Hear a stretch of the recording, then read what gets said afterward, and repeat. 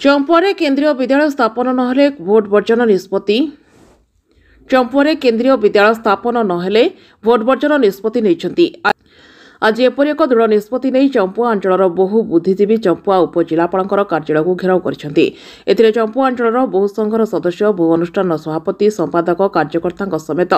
बहु जनसाधारण मिलित भाव में उपजिलापाल जरिया मुख्य शासन सचिव भुवनेश्वर और निर्वाचन कमिशन उद्देश्य एक दाबीपत्र प्रदान कर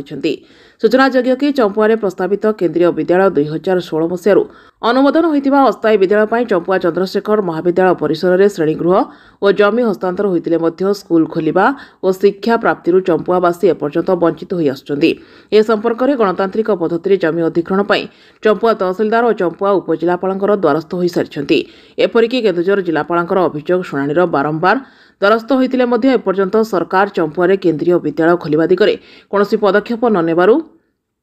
आज चंपुआवासी भोट वर्जन पर दृढ़ निष्पत्ति नेबापई बाध्य होइछन्ति।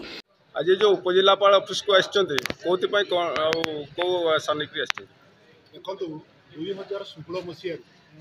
चंपुआ ठारे एक केंद्र विद्यालय स्थापित निमंते स्वीकृति पाइथिले अद्यावधि सरकार वैमात्रिक कारण जो आज पर्यंत कौन प्रकार एडमिशन भी हो पार्ला। यही चंपुआ नगर अधिवासी सरकार को चंद्रशेखर विद्यालय महाविद्यालय ठारे स्कूल करने स्कूल गृह देला आज पर्यंत कौन एडमिशन ना नौ ना कि केंद्रीय विद्यालय स्थापित कर ना नौ तार प्रतिवाद में चंपुआ नगर समस्त सबू जातिर सबू संप्रदायर लोक मैंने आज उत्क्षिप्त अच्छा आगामी 2024 साधारण निर्वाचन को वर्जन करने सिद्धांत नहीं। जदि 15 दिन भितर जदि यार कौन पदक्षेप निया न जाए ताहले या तीव्र रूप नब बोली हम चंपुआ नगरवासी तरफ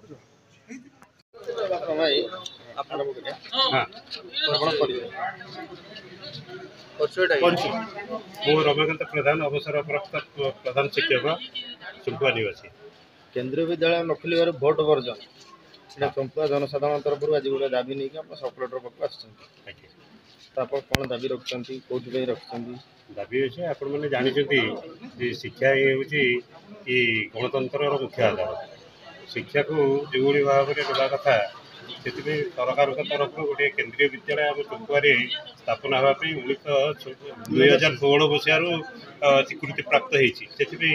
आम निकटस्थ चंद्रशेखर महाविद्यालय घर श्रेणीगृह संपूर्ण किंतु एपर्यंत आरंभ हो पारे आम दीर्घ 6 वर्ष काल 6 वर्ष का आज 7-8 वर्ष है किंतु एपर्यंत आरंभ होनी से आम आसू आज सार को जिलापाल मध्यम उपजिलापाल मध्यम आम सरकार निकट में दाबी ग्रहण कर अतिशीघ्र आम चंपुआर केंद्रीय विद्यालय स्थापन करा जहाँफल अंचल पाने शिक्षा प्रति अवहेला हेनी। शिक्षा ही हूँ ये राजनैतिक कहतु सांस्कृतिक कहतु सबुतिर चाबिकाठी तेणु अतिशीघ्र केंद्रीय विद्यालय स्थापन करने पदक्षेप नि आम आसु आज समस्त संघर सभापति मोहम्मद शमीम अख्तर आज भोट वर्जन निष्पत्ति आपने केंद्र विद्यालय होगा बहुत दिन चली योजना किंतु आज पर्यटन सफल हो पारा कि कम रही तेणुक मीडिया मीडिया ये नहीं कि मुख्यमंत्री नवीन पट्टनायक को अनुरोध कर दृष्टि दिंतु चंपुआई चंपुआ तीनटा सब जिला को टच करपटे मयूरभंज सेपटे झारखंड चंपुआ ये सब जिते लोक सब गरीब अंचल आपन यदि केंद्र विद्यालयटा करें आपन तो कोटी कोटी टंका खर्च कर एजुकेशन डिपार्टमेंट टी दृष्टि देले चंपुआर लोक समस्या मयूरभंज झारखंड लोक उपकृत हे आप हस्पिटाल एत खर्च कर चंपा समस्ते निर्भर कर अंचल लोक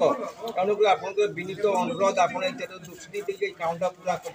बहुत उपकृत हाँ चंपावासी और ना भोट वर्जन करने समस्त आम नहीं। मो ना अश्वित कुमार गिरी मु सेना अवसरप्राप्त जन सामरिक कर्मचारी साधारणतः आमर जिते भी सैनिक भाई अच्छा देशर सेवा क्षेत्र लगी से दिन पर्यटन सेवा करती संतान संतति मैंने केंद्रीय विद्यालय पाठ पढ़ाई सुजोग पाते रिटायरमेंट होगी आसला आम आशा रखिलु आम उपात अंचल चंपुआ केन्दुझर शिक्षार विकास हम से केंद्रीय विद्यालय आमर रोहित होते आज पर्यटन कार्यकारी होनी आम अवसरप्राप्त सामरिक कर्मचारी मैंने आम पिला पाठ पढ़ाई बहुत असुविधार सम्मुखीन होचु आम सहित साधारण जनता होती तेरे आम सरकार पाखे ये अनुरोध करुचु कि आमर ये दाबी कि ये आशा जब पूर्ण करते ताहले निश्चिंत आम संतान ता सहित समस्त अनुन्नत श्रेणीर लोक उपात अंचल बसवास करुवा लोक शिक्षार वंचित हूँ नहीं शिक्षा लाभ कर देशर ना उन्नति करते। तेबे दाबीपत्रर नकल उपजिलापाल चंपुआ जिलापाल केन्दुझर राज्यपाल ओडिशा और निर्वाचन कमिशन ओडिशांकर अवगति कार्यानुष्ठान निमंते प्रदान करा जणापड़ी। चंपुआरू प्रदीप कुमार महांतक रिपोर्ट जागृति लाइव मीडिया।